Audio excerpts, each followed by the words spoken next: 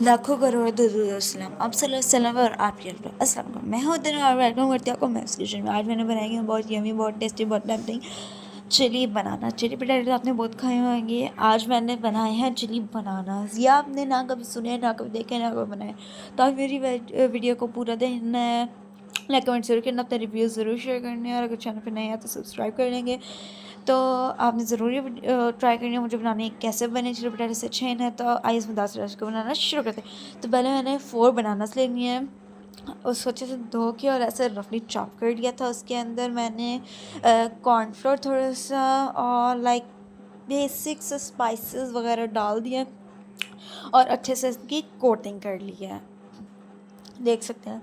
अब हम इनको अच्छे से फ्राई कर लेंगे। अब आप देख सकते हैं कितने अच्छे से सारे फ्राई हो गए। ऐसे ही आपने सारे करने जाता है लाइक ना। तो इसके अंदर मैंने केचप डाल दिया है और थोड़ा सा विनेगर डाला। मेरे पास एक पहले का सॉस रेडी था तो वो भी मैंने इसके अंदर ऐड कर दिया। कुछ बेसिक से मसाले हम लोग इसके अंदर ऐड कर देंगे और उसको अच्छे से पका लेंगे। फिर जो बनाना से वो हम इसके अंदर डाल के उसको मिक्स कर लेंगे।